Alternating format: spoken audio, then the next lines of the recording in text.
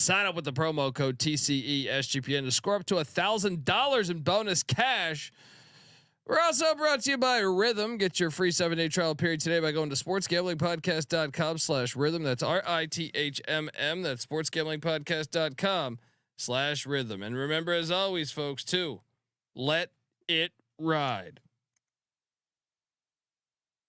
This is Brock Purdy from Iowa State, and you're listening to SGPN. Let it ride.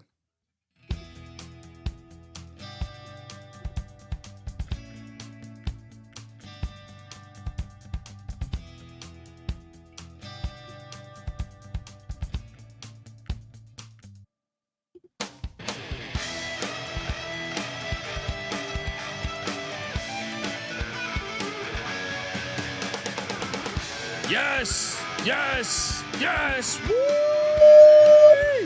Welcome to the college football experience.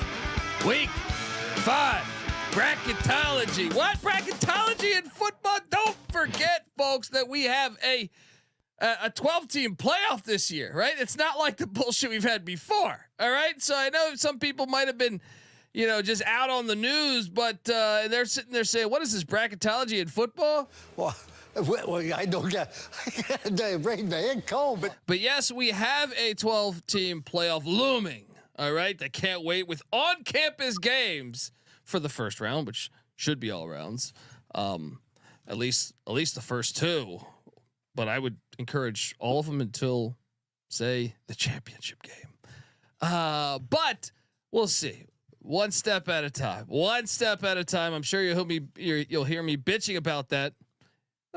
Say December, late November, something like that. But yeah, this is one where we talk about our brackets. My brackets have already been busted, but I will admit, I went perfect this weekend as far as the bracket not getting destroyed. But the previous 2 weeks, it had gotten a little messed up. We'll show you it too. YouTube.com/the college experience. Get on over there. You can hit that like and subscribe button. Yeah, look, if you're wondering who the hell you're listening to, that's fair too. My name is Colby Swinging Database Dan, AKA Pick Dundee. That's not a pick. This is a pick. He was raised in the land down under, where a man thinks on his feet, speaks with his fists, and lives by his wits. When Dundee happened, he was a superstar. I'm probably drinking too much and celebrating too much and not sleeping. Would have killed a normal man, but no, that's gone. The medical advice I got from that was like being hit by lightning. Pretend it never happened and get on with your life. There we go. The chat is rocking. Robert Martin's talking about an 8-leg parlay he's on.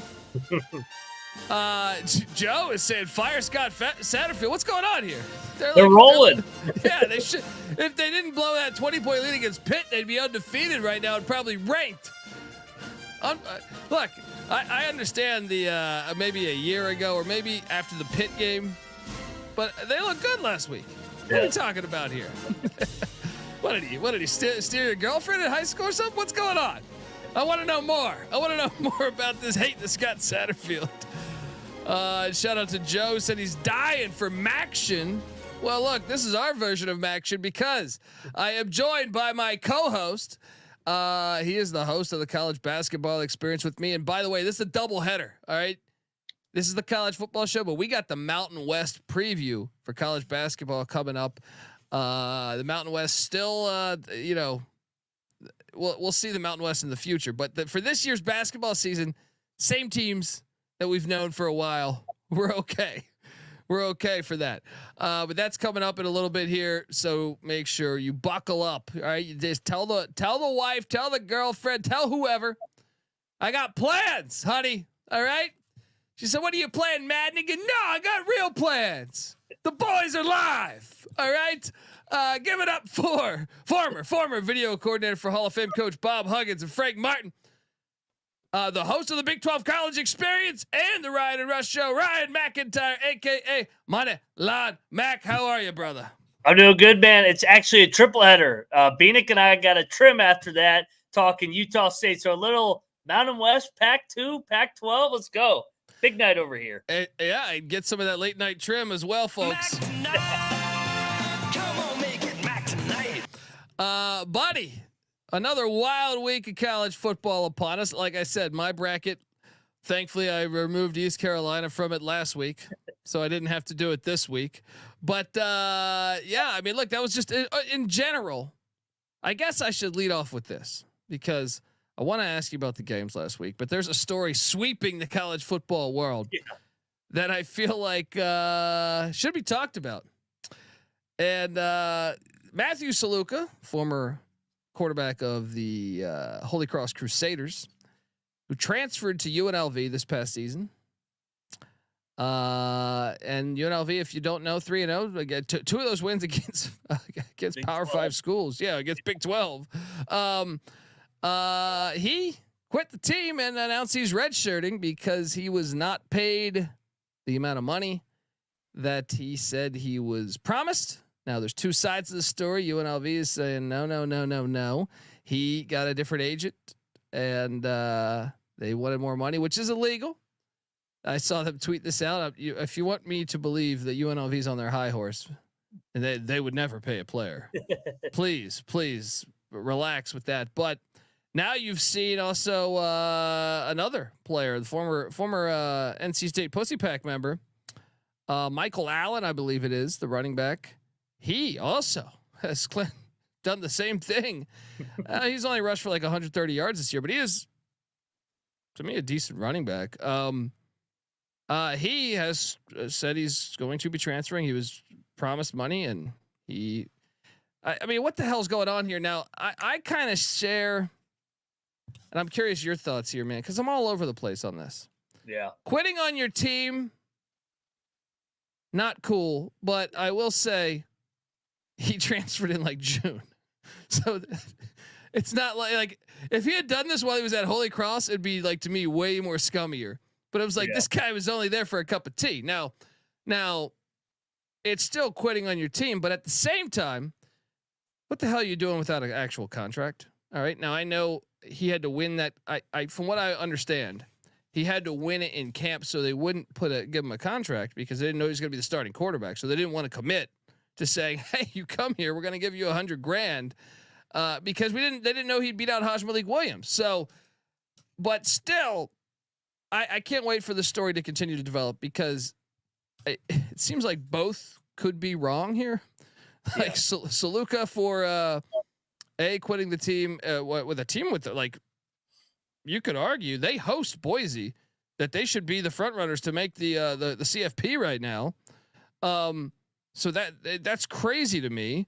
But also then you're like, UNLV, what are you doing? Because obviously this wasn't only him. This running back Michael Allen is also stating this.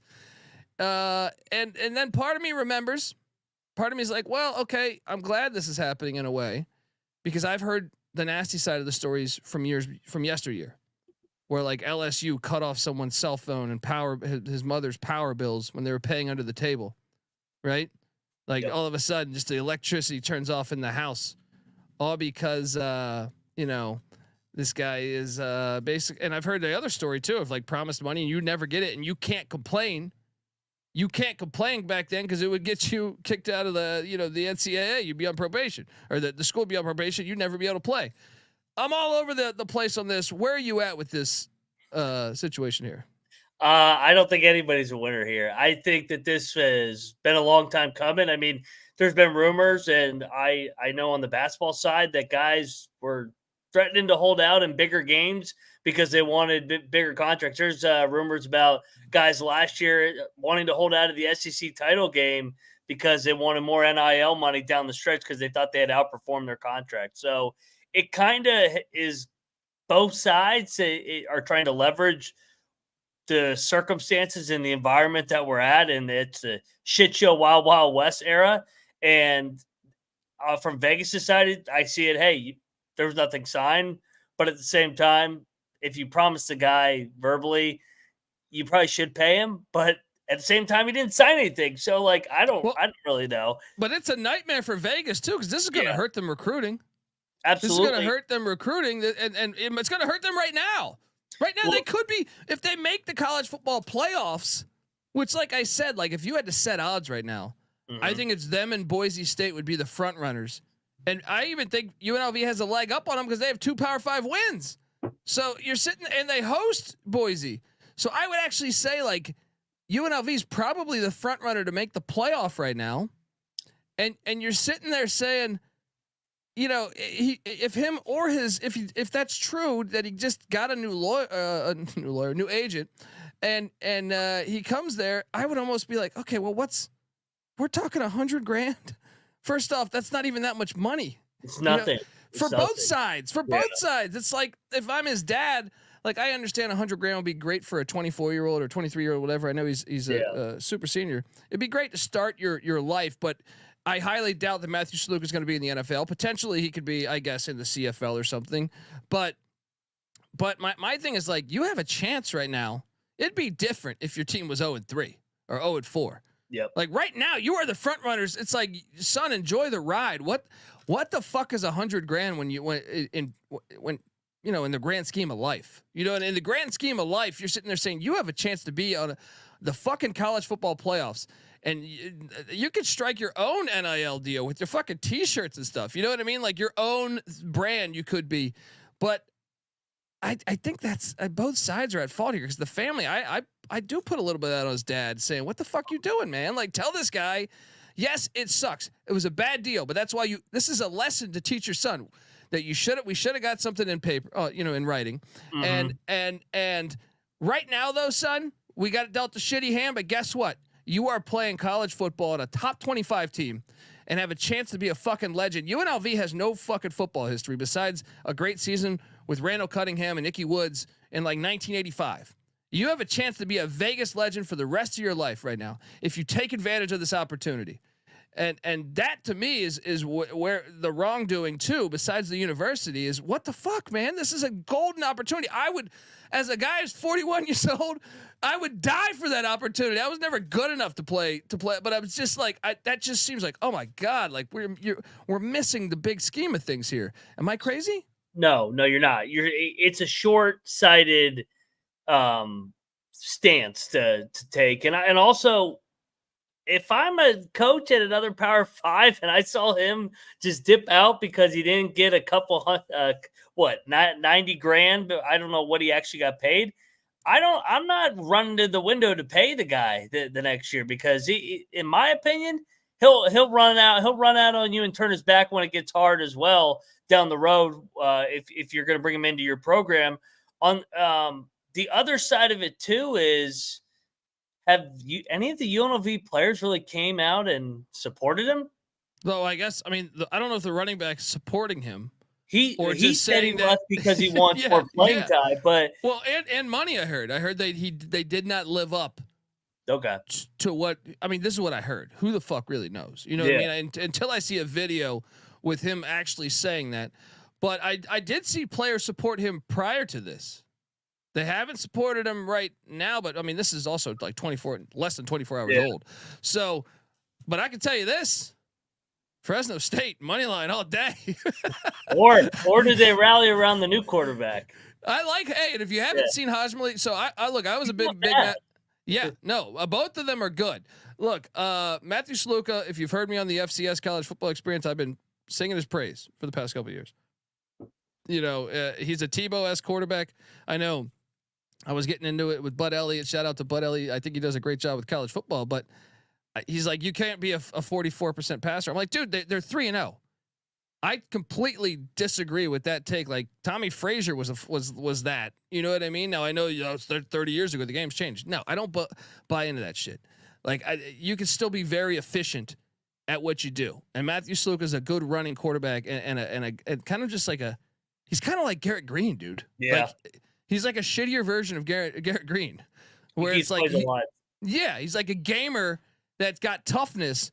But Hajmalik Williams, is another guy that comes over from Campbell, another FCS school, and he's a much better passer, but not nearly as good as a runner. So it's going to be very interesting to see how UNLV will be.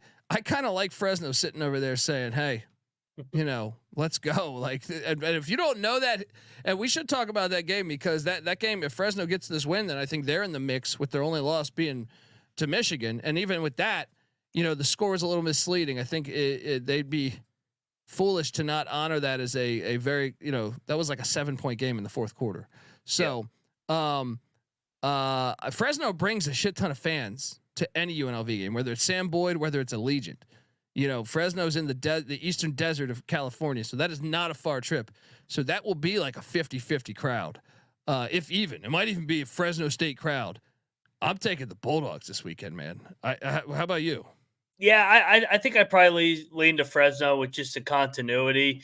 My question too would be: Vegas is off the bye.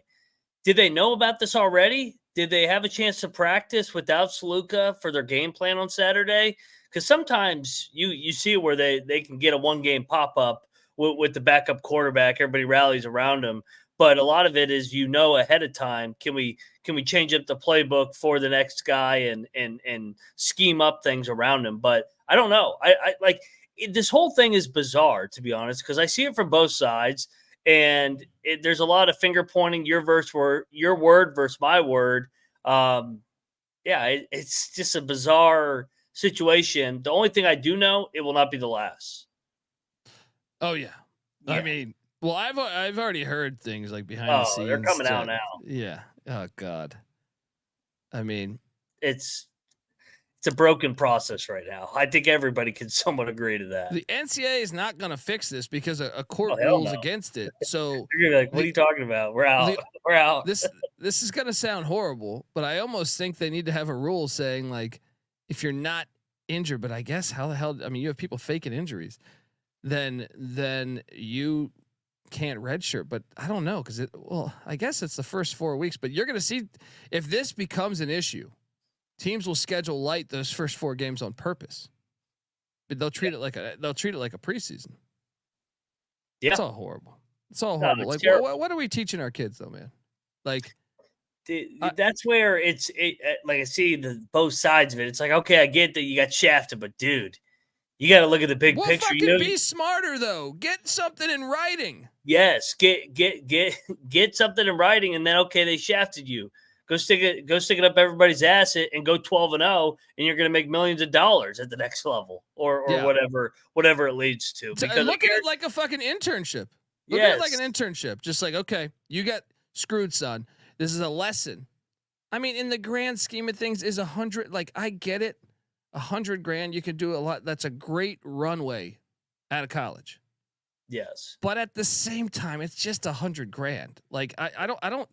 And like, to me, it's like, I would tend to think if you asked a lot of very good college quarterbacks, throughout the years, but they didn't have a 12-team playoff, but still, if you asked, Kellen Moore or, some other shit, Jeff Blake at ECU when they were 11-1, just a lot of other quarterback, they would trade $100,000 for that experience. I think. If they're at 50 or 60 years old, they'd be like, yeah, obviously that could help me out. That could have helped me out a lot. But like, you get a once in a lifetime experience here. Like, you are potentially in the playoff here. You already beat the two, like the Mountain West football is not that strong this year because all these coaches left. Yes. Right. So it's like, you basically, even if you lose to Boise, I still think there's a decent shot that you could get to the playoff. So like, you have 2 Power 5 wins in your pocket. I don't know, man. I would tell my son like, hey, look, we fucked up. We learned from this. We learn from this moving forward. If you go play in the CFL or ELF, or maybe you don't even play, but whatever, get everything in writing, son. And but you finish it out right now. You don't let down your brothers. And you go out there and you have an opportunity. Treat it like an internship, but you have an opportunity that many people would die for. You know what I mean? Like, and that's the sad part. If they won the Mountain West and they got to the playoff, he would make $1 million easy. He would be a Vegas legend. He would be a Vegas legend, and he'd be a millionaire. It's a short-sighted decision that I get the whole principle. I got shafted, blah blah blah. Like I keep saying, but dude, you're being short-sighted here. You have a chance to make history and be the greatest UNLV team of all time, and be the quarterback, and that's invaluable. Let me tell you, there's a documentary coming out called Kings of Vegas, which is about the 1990 UNLV Running Rebels. right? And Anderson Hunt was a great player on that team. I know it was pre you being born, but he was an amazing player. He lit up Duke in the national championship. Anderson Hunt never made it in the NBA, right? But he still is Vegas royalty. He is Vegas royalty. You'll see him if you follow him. I follow him on social media. It's like people stop and say, "Hey, man, this is like he's Vegas royalty. He's like knighted in Vegas essentially." That could have been Matthew Sluka if all went bad. I still think. I mean, I host the CFL gambling podcast. I see Chris Strevler, who's like basically like Tim Tebow. I think this guy could still play professionally. And if you're playing quarterback in the CFL, you make decent money. You know what I mean? Like any of the quarterbacks make decent money. So I think that you could still, like, I don't understand why this $100,000 is so damn important for you. You know what I mean? Like, you remember the whole saying, like you put the work in for four years so that you set up for 40 years. Let's say, for example, all they have a hell of a year, like we're saying with Sluka. Let's take Derek Stevens just for example. Think about how many businesses in Vegas. Would Derek Stevens hire a guy like Sluka? Would that be a good business decision? And he's got a Holy Cross degree. That's a tough academic school. That's what I'm saying. He would get any job in Vegas whenever he puts the helmet down and football career down. These guys just get so set in, like, I got to get rich real quick right now, rather than, hey, if I stick it out and I'm a Vegas legend, think about how many great businesses, whether it's a Circa, the Wynn, and it doesn't even need to be gambling. Think about how many businesses Vegas is growing at a rapid pace, and you could have whatever job you wanted out there because you were the quarterback of the greatest team of all time. And we've lost that vision with the portal and the NIL where, oh, I just got to go somewhere quick to get rich real quick, or not even get rich. It's just get a couple bucks real quick rather than thinking about my next 30, 40 years. Yeah. And look, I understand the other side of this too. Like, I like the fact that a player can call out the university. I like that freedom because the university were scumbags for a long time. I've heard nightmare stories where they've, like I said, cut off the mother's cell phone bill and the electricity, you know, all because, you know, this guy during the offseason, and he didn't even commit. All he did was take a trip to think about transferring to a school. You know what I mean? So like, I like the fact that he can be vocal about this, but I think he should have been vocal before saying he's gone and quit the team. I would have been like, hey, I was promised this money, I'm not getting it. And I would have liked to see what like Las Vegas businesses. He would have came up with the money. I know. Like, it's not a lot of money. Like I know everybody thinks like $100,000. Yeah, we would all take $100,000, but it's not life or death. Well, especially like the guy's got, like, I would understand it in different scenarios, but this guy's got a Holy Cross degree. Yeah. Right. Which I think would carry weight out in the working world. I do think he could play professionally elsewhere. I think he could play in the CFL. I think he could play in the ELF. I could maybe even the UFL. I don't know. Right. And I know that money's not great, but you can continue to work on that. And then he gets a chance. Like I said, you know, Graham Mertz has t-shirts. If he goes on this magical run in Vegas, he'll never pay for a fucking drink. He'll be getting all the scattered ass in Vegas for the next 30 years. You know what I mean? And like, he could be selling, he could be doing commercials. He could have a fucking Jose Canseco's car wash, signing autographs. You know what I mean? Like, I don't know. I just think it's Jeff saying he stayed because he was promised. I agree that Vegas is in the wrong with that, but we're also like, you really believe, Jeff, that because he was promised this money that he should leave? Like, they were dumb to not get anything in writing, right? That was very stupid, right? To get something in writing, especially in this day and age where everyone's got an agent. You know what I mean? Like, if this was 1975, I would say, okay, you know, like, but like, I understand Vegas is in the wrong too. Both are in the wrong, but I would just say, all right, you know what? I mean, if it was my son, I would just say, hey, you know what? Fuck it. Swallow your pride. You know, you don't have to be affiliated with this university anymore. Like, after this year, it's not like you're going to fucking school. You're a grad transfer. So it's like, let's just play it out. And we have a chance to make the playoffs. And I get it. He's going to transfer next year. I'm curious what kind of money he gets next year, though. The only guy that could maybe help him is Bob Chesney at JMU, because I'm surprised he didn't go to JMU originally, but I that means maybe JMU didn't have the money that UNLV did, or the promise of that much money. I don't know. I don't think he's going to get more than 100. That's what I'm saying. Like, he He's has to find. He's not that good. I mean, he's solid. Yeah. Well, he has to find an offense that would cater to him, and like, I don't know. There's not. I mean, Utah maybe Utah. Like, there's. I was trying to think of like who would. Do you think Whittingham will put up with that shit? Yeah, no, not now. Like before, I was thinking like his skill set, because he's a tough guy. Like when you watch him play, he's like a gutty quarterback. But now I don't know. Now it's like a distraction. I think I don't know. Yep, exactly. Yeah, he's put the target on his back. Jeff said send him to Iowa. That makes a lot of sense actually. But Ferentz ain't gonna put up with that shit either. No. And your agent coming in there 3 games in, but I'm sure Ferentz will just stick true to his word. But probably go to like Maryland or some shit. Like your Loxley. Oh man, what a story! And then obviously the running back following. So clearly Vegas has some problems too. I don't want you to think that like, the listener, that I'm strictly saying Sluka's family's in the wrong. Both are in the wrong, and both can be in the wrong. Yep. You know what I mean? Like if you promised them, then damn it, honor your promise. You know what I mean? Like, come on. What do you? It makes me just think you're scumbags. You know, because like you're supposed to be. This is supposed to be about. You know. You're teaching the youth, you know what I mean? Which come on now. Tart's guys never not got paid. Yeah, exactly. There was never unfulfilled businesses back in the day, baby. Yeah.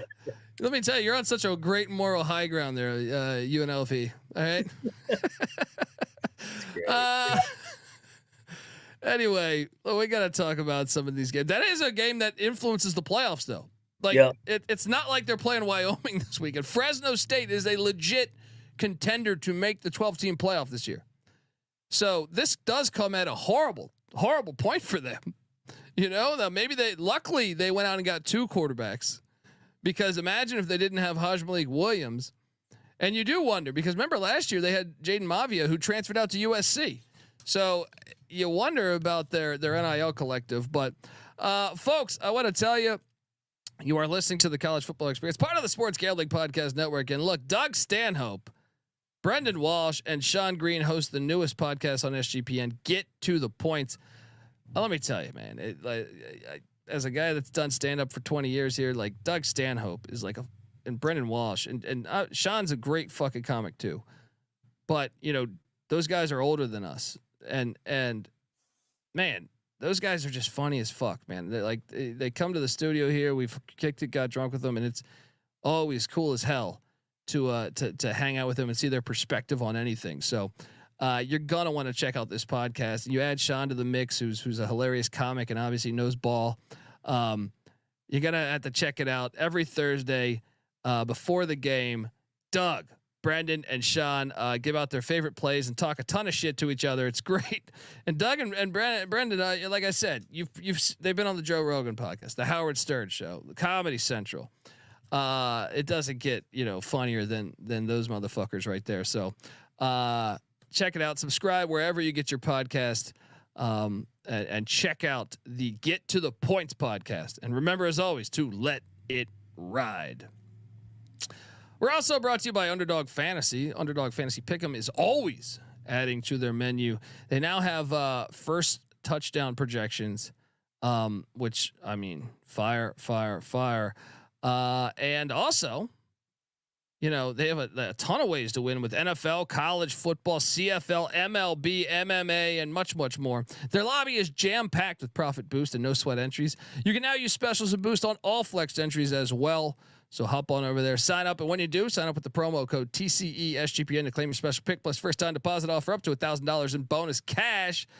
I got to ask you, Moneyline Mac here. Yep. See what I can. I know I think we both are big fans of the Army Black Knights. Well, they head to the link on Thursday night, and Bryson Daly is has a higher or lower than 105.5 rushing yards. And folks, let me just quickly tell you that if you haven't watched this Army football team, Bryson Daly has been a machine. Let's see what he did last week, because I'm telling you, he's a dog. Last week against Rice, 6 of 9 throwing, 107 yards, 2 touchdowns, 23 rushes, 145 yards, and 3 touchdowns. Woo! Heisman. So you're telling me higher, lower, 105.5 yards with Temple having a bottom 30 defense against the run? I will load up on the higher. How about you, Mac? Yeah, I'll go higher. He's a machine right now, man. Yeah, man, killing it over there. Let's go Black Knights. But that's just one example of some. They have honestly, you can't find this edge anywhere else. I really highly recommend you to get on over to UnderdogFantasy.com. Use that promo code though at TCESGPN, because you're gonna be able to get your special pick plus first time deposit offer up to $1,000 in bonus cash if you use that promo code. UnderdogFantasy.com, promo code TCESGPN. All right. Hattie Ice saying Stanhope is a blast from the past. Look, Doug's a great fucking guy. Great guy. Great guy to bullshit with. We've spent Saturdays watching college ball here and stuff. He's an NFL guy more so, but just a hilarious fucking guy, man. Great comic. One of my favorite comics all time. So check out Get to the Points. Jeff's asking if we like Army -12. I do like the Black Knights -12 against these Temple Owls. Temple's getting a little feisty though. Nice win against Utah State. They covered against Coastal, but I'm going Army. How about you, Mac? Initially I thought I was going to take Temple, but then the more and more I thought about it, man, it's 5 days of prep coming off a big upset win, and then you got to get ready for the triple option. Those guys ain't going to want to guard that shit. I know they played Navy, but they got their doors blown off. So, yeah, I'll take Army. Yeah, I mean, let's go. So I'm gonna reveal our brackets and then go into talk about the big games this weekend. But Moneyline Max bracket did have some change. I got busted. Yeah, last week. I mean, mine got busted the previous 2 weeks, so there's no shame in this. This is what's fun about us putting. It's just fun to have a bracket and visualize on-campus games and then what these matchups could be, the drama behind each one. How many teams did you change? Ooh, let me pull my bracket. I have it right here. Let's go. Boom. All right. Moneyline Max, fire bracket. Mac tonight. Come on, make it Mac tonight. I should move I this only around. changed 2 teams out. Yeah. And that but was okay. I flipped some seating around. Yeah, which is fair. Sometimes you got to do that. So you have, you basically have the same national championship, but your Final Four changed. Yep. And then everything else changed past that, like going out of it. Right now, his first round on campus, Miami, Mario Cristobal, heading into Neyland. Oh man, actually, you know what's hilarious, dude? I've been to this game. This is the game I went to when I went to Neyland. It was in pouring rain in like 2002 or 3. Definitely got blackout drunk on a pontoon boat pre-game. So I have very little recollection of and it was like 29-3 or something. But I've been to that exact game, and let me tell you, a college football playoff game at Neyland Stadium would be, to me, like, it'd be the best thing that football has seen in a long time, because like that is a great place, to a great environment. That game would be awesome. He's got Tennessee beating Miami, Cristobal in a big game. I don't blame you. That's your first round bracket there. Then you have Boise State heading to Tuscaloosa, which this game would be awesome just because we've seen. What have we seen Boise do now? We've seen them. They have a winning record against Oregon. They've won multiple times at Oregon. They probably should have beat Oregon the game they lost week 2. They've won at Georgia. They've won at Florida State. They've won at beat Oklahoma in the Fiesta Bowl. Beat Virginia Tech in Maryland. They've beaten a lot of these big boys. So now they get a crack at Bama, because Bama would never schedule Boise. Oh, hell right? No. Yeah. So this is what's beautiful. And Tuscaloosa, obviously great environment. That game would be fantastic to watch there. You have Bama getting it done. Obviously, it'd probably be double-digit favorites, so that makes sense. Then, how about this game down there at Darrell K. Royal Stadium, Penn State, Texas, doing battle. This game is fantastic, absolutely fantastic. You have the Texas Longhorns winning, and then I like this one here: Iowa State and Matt Campbell. They're looking good. They won the Cy-Hawk Trophy. That was the tiebreaker for me. They winning that Cy-Hawk game. I slid them in over Iowa. Love it.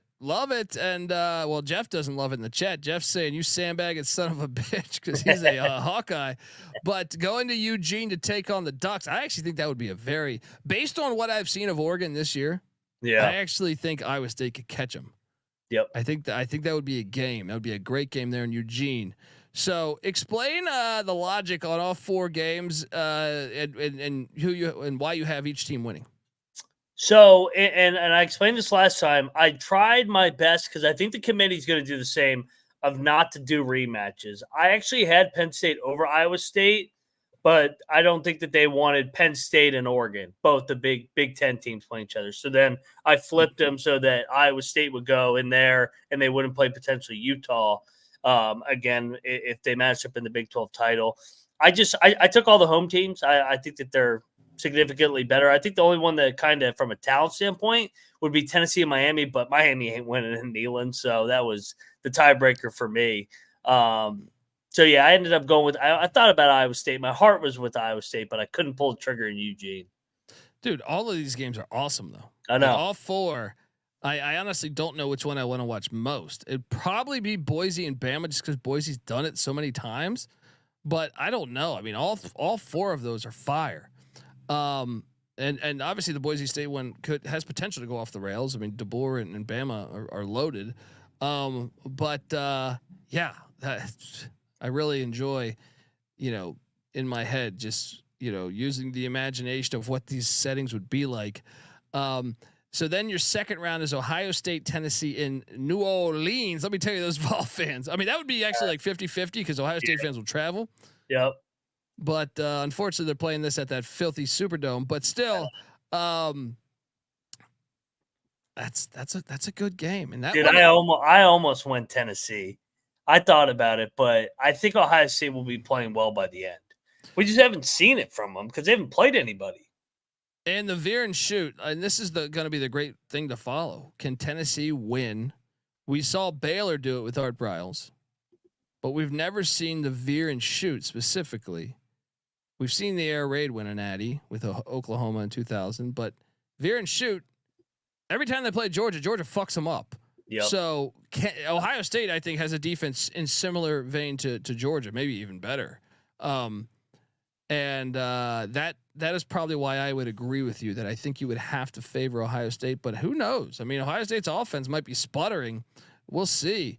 But that game obviously fantastic. Then you got Clemson, Alabama. Those games never fail. Yeah. Those are always heaters, I feel like. That's in Pasadena at the Rose Bowl. Why can't that game be at Clemson, man? I would love to see those 2 teams play. These should be. Can you imagine? This is why they're stupid still. Like they're still honoring these dumb bowls. Yes. Like you could do the bowls. You could even do your Final Four as bowls. But just don't touch this because you could do. Can you imagine Tennessee at Ohio State? Yep. At the Horseshoe, they're going to correct this because once they see, check this out. This is what they don't. They're so dumb. Once they see how much money the city of Knoxville makes from hosting a playoff game, and Tuscaloosa, and Austin, and Eugene, and they know that. Trust me, this is going to end up funneling through the football program. So what you're then going to say is, well, they're probably going to be too dumb to do a second round on campus, even though they should because the product is way better. But instead, they're going to expand to 16, which I am on board with, so that all those other teams, because if you're sitting there, if you're Ohio State, if you're Clemson, if you're Utah, and if you're Georgia, you're saying, what the fuck? All these other schools are making a ton of money, and that's going to help strengthen their NIL collectives.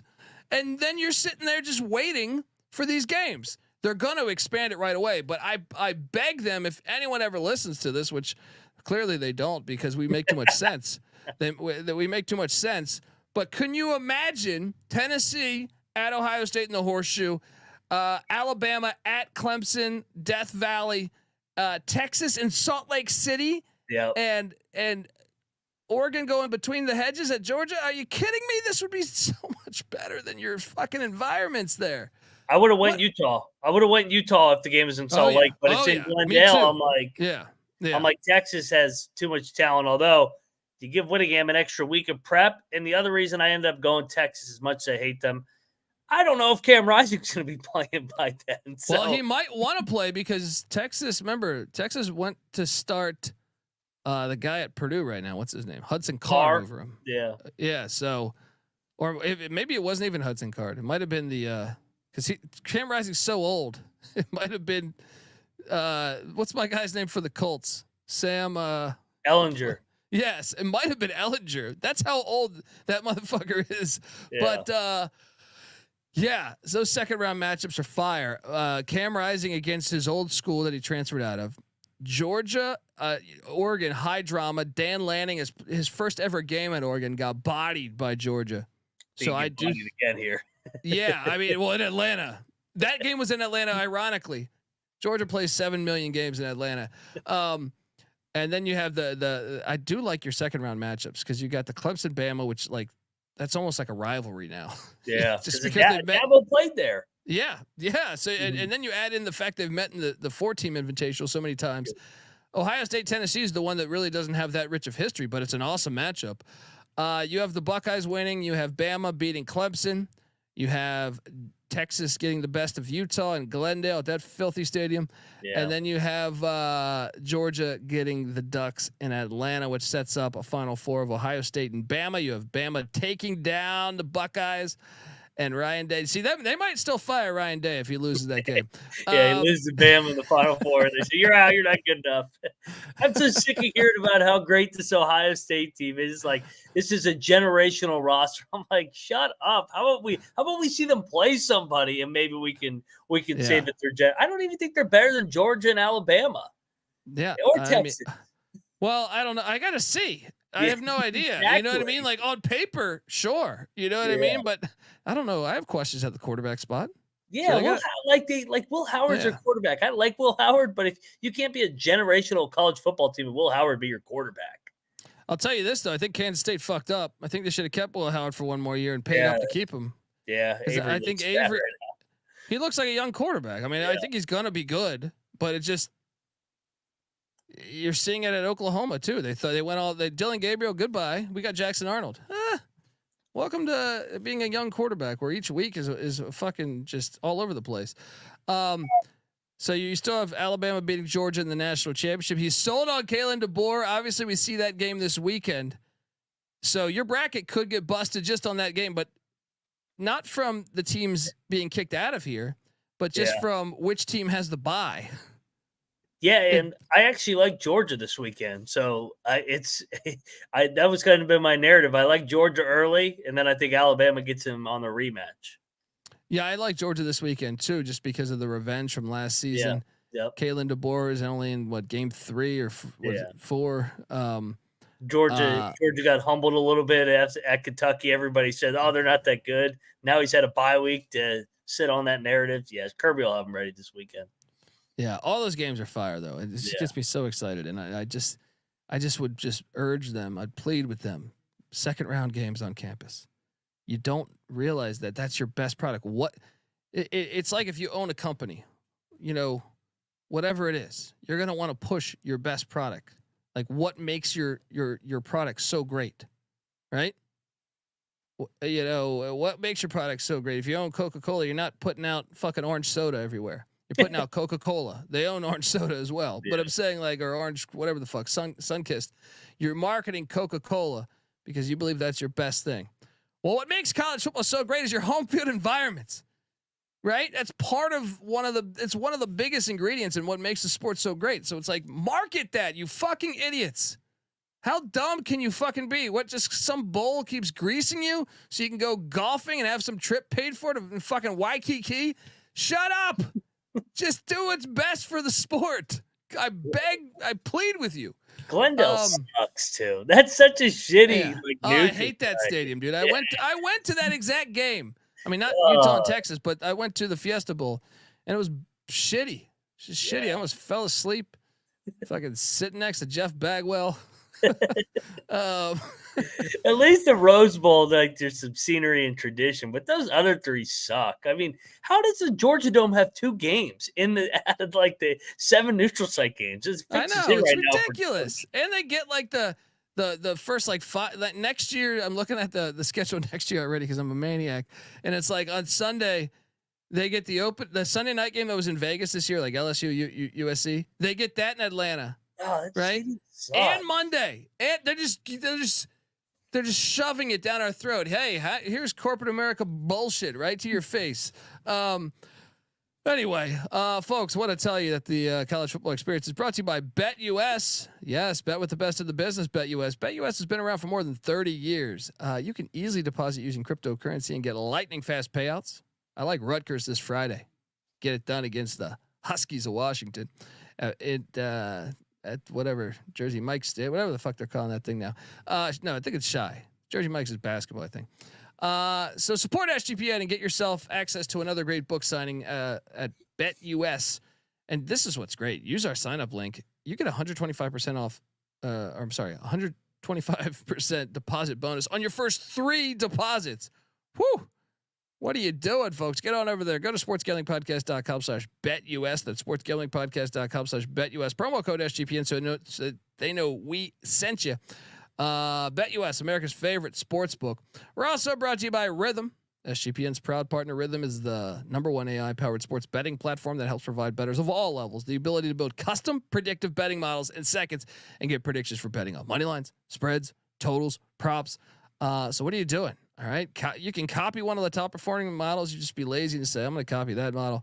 Or you can build your own, and Rhythm will give you predictions for every game, player prop, hit you with a slew of stats, research, and trend analysis to give you even more betting insight. I mentioned I like Army Thursday night. Let's go. Claim your free 7-day trial period today by going to sportsgamblingpodcast.com/rhythm. That's RITHMM. That's sportsgamblingpodcast.com/rhythm. And we're back. Shout out to Cody Frazier in the chat and David Matola. Some great fucking guys. Had the opportunity to meet both of those guys. Just great fucking guys. So my bracket is it didn't change. I went through the week. The only team that lost was USC, but I still feel like USC losing on almost the final play of the game at Michigan, who won the national championship last year. I think the committee will honor that. And I still think Michigan will lose a couple more times. So I think USC will have the inside. I actually think looking at this, I think USC could end up in the Big Ten championship. I almost like their team better than Oregon thus far. But I didn't change anything because Boise took on Portland State. So I have Boise at Texas as Austin Tech. That would be a fun one to watch. Iowa and Tennessee in Knoxville. I must admit, I think yours is more intriguing there. Yeah, that wouldn't be the sexiest matchup. If it was in Iowa, it would be great. Yeah, I had it in Iowa before the Cyhawk, and then I switched it. Yeah. Miami and Oregon, Cristobal. This is the rematch, and then Washington State and Washington State USC, an old Pac-8 game. Look, Washington State plays at Boise State this week, and look, you're going to see me probably remove one of these teams, the loser. But I think both can still get in. If Washington State loses, let's say they lose to Boise, they have a bye and then they're at Fresno. And if they win that one, I don't think there's a lot of meat on the bone left on the schedule. I think they have one more trip to Corvallis. So 11-1 Washington State, I think will get in. I just think maybe they would put an 11-1 Notre Dame over them. I don't know, because to me, if Washington State loses at Boise, they'll probably this is the shitty part about having a committee is like they'll probably still put Notre Dame in if they win 11-1 just because of their brand. But I think Wazoo at 11-1 can still get in this. I would just want to hear their argument on them, because another thing is Washington is 3-1 right now. Texas Tech is 3-1. So the teams Washington State's beaten and San Jose State's 3-1. So San Jose State is a sleeper in that Mountain West Conference, by the way. So having that win, that's a bowl win at least. I expect them to be a bowl team. I think we're looking all right still. I didn't change anything there. Which game would you be most excited to watch there? For me, I probably would go probably Boise, Texas. I know that was the same one I had. You had the same 5-12, so I'll give that another one. Miami, Oregon would be such a fascinating, like soft ass game, like with all the flashy shit going on. You got Cam Ward going back to the West Coast, Dylan Gabriel. That would be an entertaining shootout. It'd be a lot of bright colors on that field. I can tell you that. Yeah, exactly. So the second round matchup, I have Texas and Utah squaring off in Glendale. I have Utah actually getting the best of them. So we had the same situation there, both in Glendale. Yeah. I had Utah getting the best of them. I just think Whittingham is such an underrated head coach. I actually think he's the best coach. I think he's the best coach in college football. All right, quote me on that. I just feel like you're not going to find many coaches that have a winning record against Saban and Harbaugh. And he does. And then I also just think I remember that game at USC last year. He was down to his 4th string or 5th string quarterback, depending on what you deem Bryson Barnes. And they won at USC. Yep. I know USC was still like an 8-win team, but still to go to the Coliseum and win with that man. And you saw it again in Stillwater this weekend. Yeah. There's not many coaches that can do that. I really think and what was crazy about the USC one was they couldn't even pass the ball. He just got creative with the running game. And it was just a beautiful game to watch from a coaching standpoint. So I think Utah could give Sark some problems there in Glendale, providing they need Cam Rising though. Tennessee, Georgia, in Atlanta. See, this is one they might. I don't know. This is a rematch. They're going to try to not do this, but I almost think they're stuck in some ways because if you switch it around, you could still end up with rematches. Texas and Georgia, play this year, so it's just hard to do in a way. And then I have Oregon and Louisville. So Tennessee and Georgia meet in Atlanta, and I think Georgia would roll them. Oregon, Louisville, and Pasadena, I think would be a very interesting game. If anything. That's one that this weekend we'll see. That's a big game. Louisville's at Notre Dame. And then, cause I have Oregon beating Miami in Eugene, and then I have USC, Ohio State in New Orleans. They don't play in the regular season, but this might be a rematch of the Big Ten championship. So maybe they would shift these things. I don't know, but maybe you would try to then do Ohio State and Tennessee and Georgia and USC, maybe. It depends on the setup there, and it depends if they do play. If they don't play in the Big Ten championship, then this is the first time they play all year. So, but I have after that I have Utah beating Georgia. I'm sorry, I have Georgia beating Utah, and I have Ohio State beating Louisville, and I have Georgia winning the Natty because all of that shit's in Atlanta. Half their games are in Atlanta, so I'm just look. It's not my first rodeo here with college football. Teams that have the home edge, it means a lot in the sport. So give me the dogs to get it done. Let's talk about. I know we got to get out of here soon. We have the Mountain West college basketball preview we're doing, but any chance I just want to highlight some of the big games this weekend for us. Miami was in both of our playoffs. Any chance these Hokies come in there? This line's up to 20 right now. I see. Oh my God. But Virginia Tech looks so bad. I know this would be a perfect spot to fade Cristobal. Yeah. But my thing is Virginia Tech just shown no life to me. Like if they just showed me some explosive plays in their loss, I'd be like, hey, maybe I should get behind this team. But when I watch them, I'm like, I don't think they actually have good players. I'm like, but 20 is a lot. I still went Hurricane. I don't know, but this is a big one for, this is why the 12-team playoff is great. Is first off, Army is very much alive. We both had Boise. Yes. But Army on Thursday night. Yeah. Army on Thursday night they're undefeated. They are alive. So watch out for that game there on Thursday night, but Miami, Virginia Tech. You think the Hokies could pull out the upset and win it outright?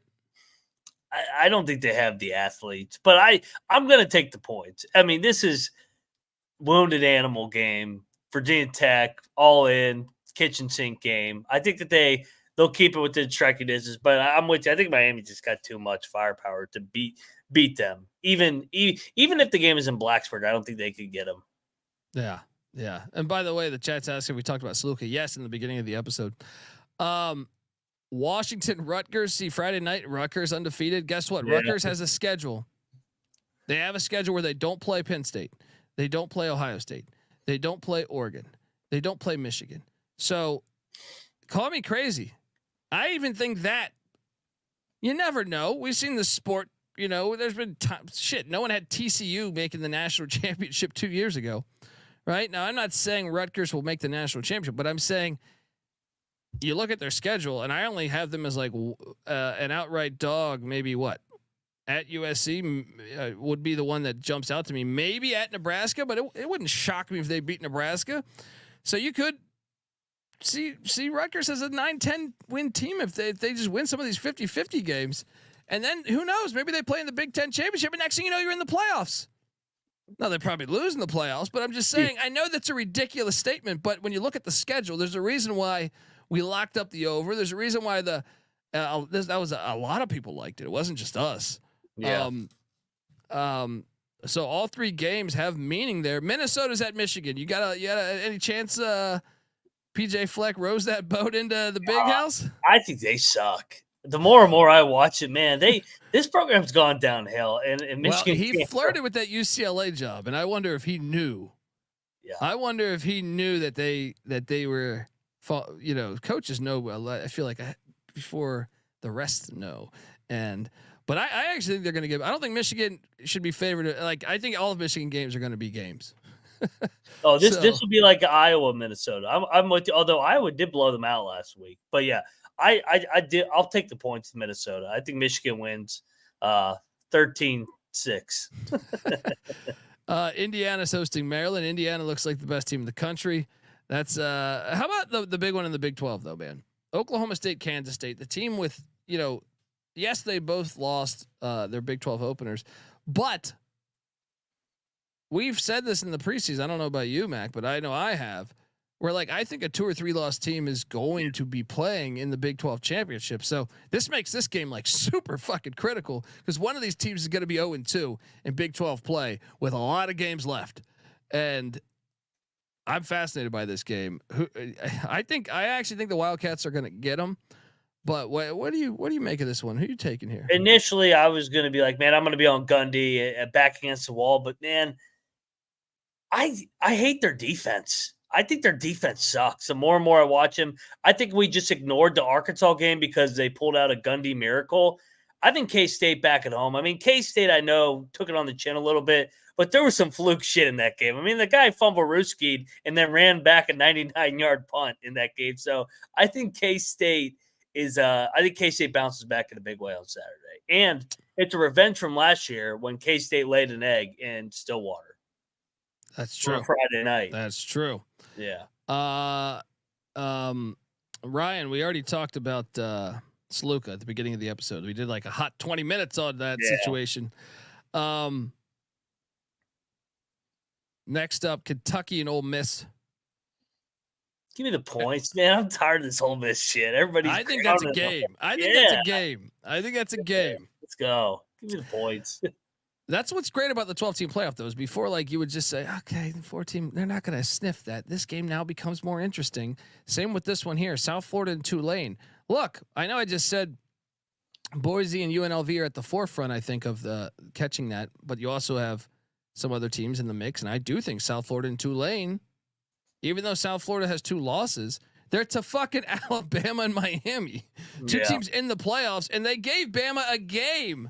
So I would not eliminate them yet. Tulane also has 2 losses to K-State and Oklahoma. Now their losses might need some help. You know what I mean? We'll see, but I think they'll honor perhaps if they win the AAC, depending on how many losses Boise, Fresno, or UNLV has, and the Flaming Libs of Liberty. This could be a very interesting spot here. Northern Illinois takes out NC State. We can't count them out just because they lost to Buffalo. If they beat NC State, They would have 2 Power 5 wins, much like UNLV, and one of them would be at Notre Dame. And who knows? NC State looks like shit, but they are 2-2. They could still end up a bowl team. Any chance the Huskies knock off the Pussy Pack? I think NC State's finally going to wake up this weekend. It's like at some point, it's like you're literally laying less than a touchdown against a MAC school. Come on, how far have you guys fallen from your preseason expectations? Yeah, that's a good point. Texas State, Sam Houston, another one. I won't fully eliminate either of those teams yet. But and then Ball State's at JMU. That's my pick, man. Watch out. Oh yeah, you got to take the points. JMU just scored 100 on Carolina. Ball State's plus 800. I'm seeing right now. I think it's worth a money line sprinkle. Ball State hasn't been too bad either, and JMU lost Gardner Webb, and that's what I'm saying, man. He had the ball at the 10-yard line. Gardner Webb was at the 10-yard line or the 8-yard line of JMU, down 7 with 1 minute left, and JMU did what they had to do to get it done. So, I think that's another game worth watching. Before, you would never watch a Ball State. I mean, I would, but I'm saying your lay TMZ fan would be like, I'm not going to watch this. There's no implications. I need implications. I need storylines. Arkansas A&M, I guess we can't count out either, but I feel like it's not as much firepower as I thought it was going to be. But I love this rivalry. Just from a rivalry standpoint, I enjoy watching this game, even though I hate it at that filthy Jerry's World. But all right, Louisville, Notre Dame. What's your lean there? I've kind of struggled. I think I leaned to Notre Dame. I think they got the scare out of the way. Louisville comes in undefeated. They beat the shit out of them last year. I think Freeman's been okay in the big games. It's those hiccups and those trap spots that's really has got him. I mean, at Louisville last year, I think Notre Dame puts it on him here. I mean, I took the points. I just don't know that Notre Dame can put it on them, but Notre Dame can still win the game to me. Jared, he wants to know about his Hoosiers. Look, I think it's a scary spot. NC Nick sent me their schedule the other day. Me on our text chain, me and Patty C and NC Nick, and I'm like, shit, they really could be 8 or 9 and 0. I know everybody's saying that. Yeah, I'm like, damn. Can you imagine? That would be so great for Bloomington. But didn't we just say this about Nebraska last week? Everybody's like, "Oh, Nebraska's going to be 8 and 0." I didn't trust that. I didn't trust that because of a freshman quarterback. Freshman quarterback, like as much as he's an unbelievable freshman quarterback, but I just thought, no, I'm not buying it yet. Whereas like they went out and got Curtis Rourke, who's been in college football for like 30 years. You know what I mean? Like Rutgers. Going to get the Greek pellet gun. Maybe it works out. Maybe it doesn't. But like Curtis Rourke, I actually think is a guy that will be playing pro football. So I'm like, so I kind of like what they did there.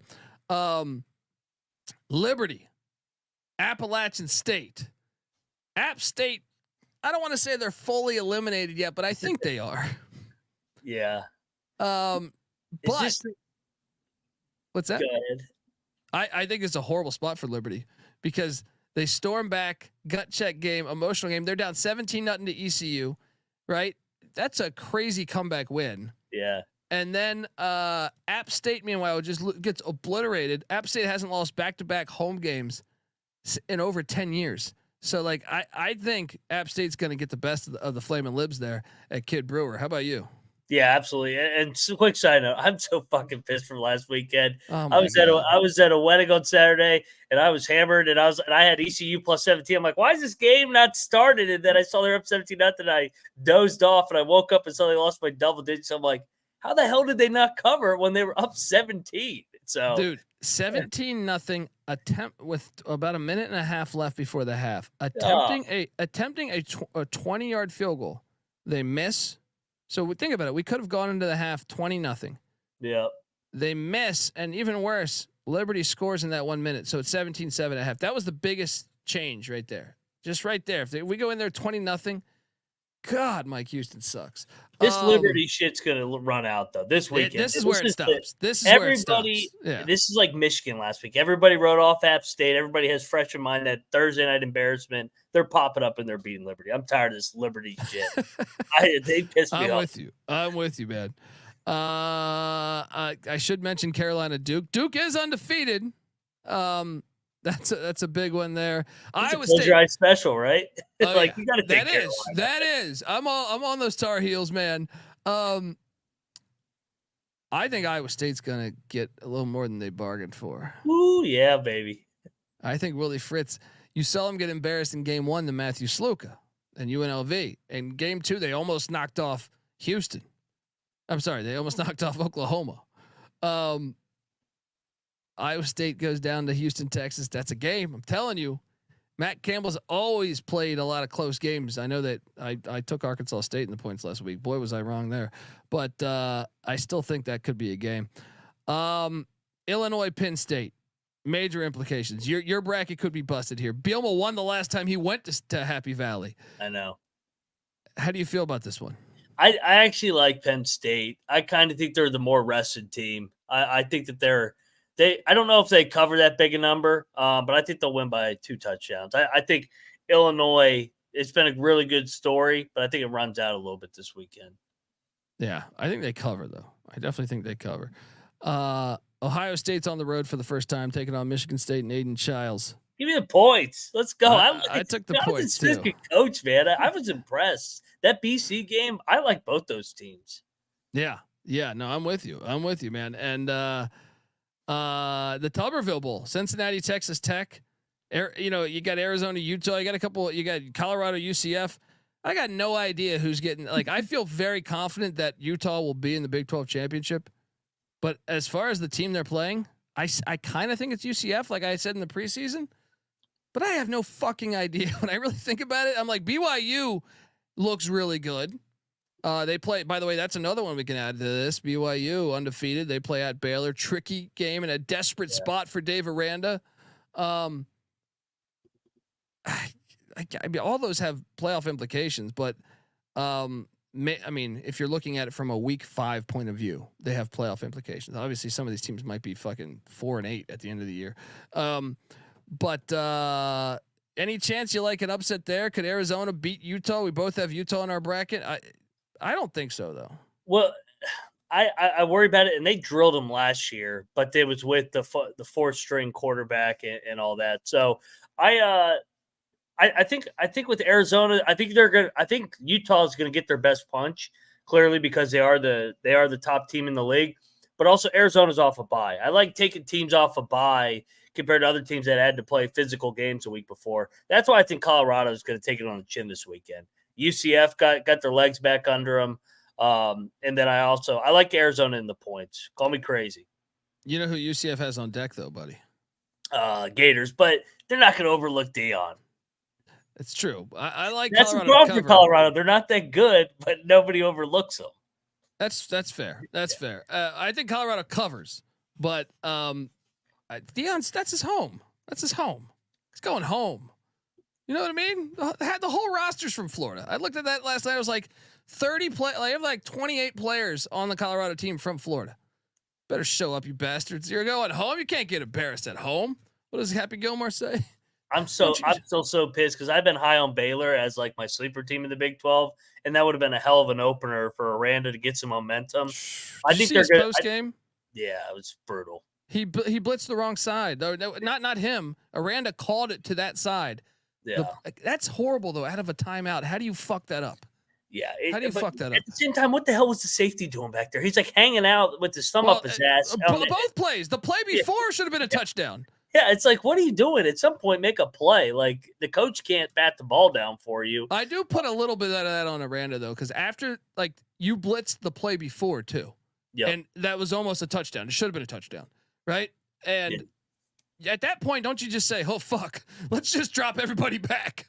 You know? Like, come on. I just feel like, I mean, I kind of respect the aggressive nature, but then I'm also like, you got a sample of this the play before. You know their receivers are really good.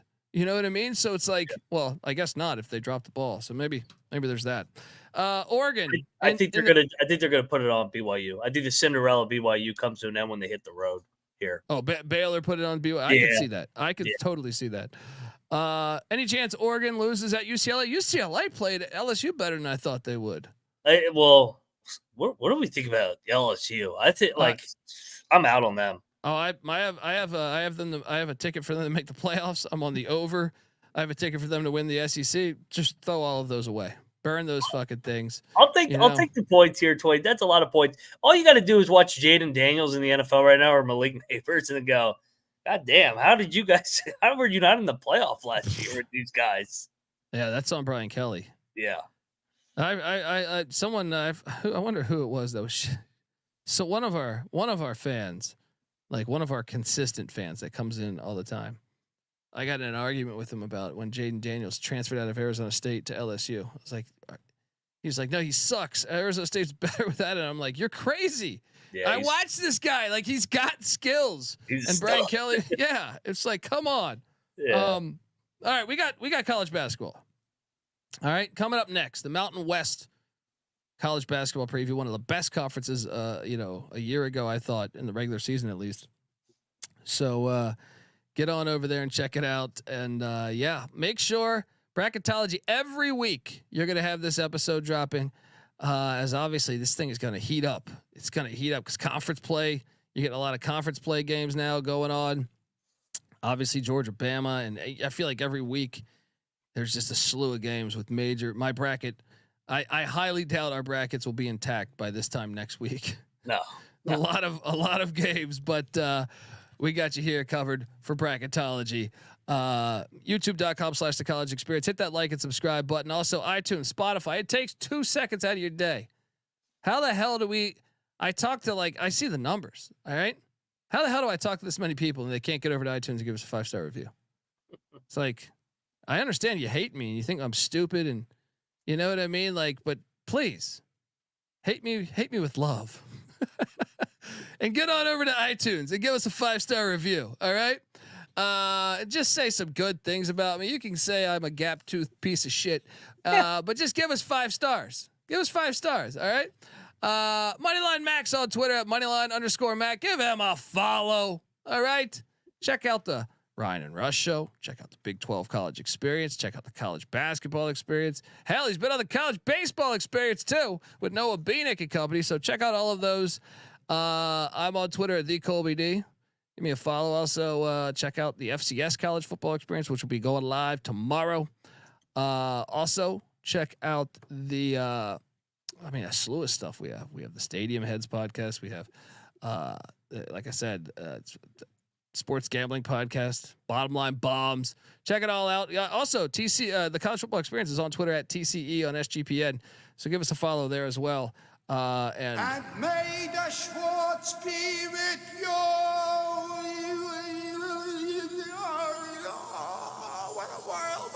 Till next time, this is the college football experience, Bracketology style. You better start thinking about yours. And we out of here. Run, shoot.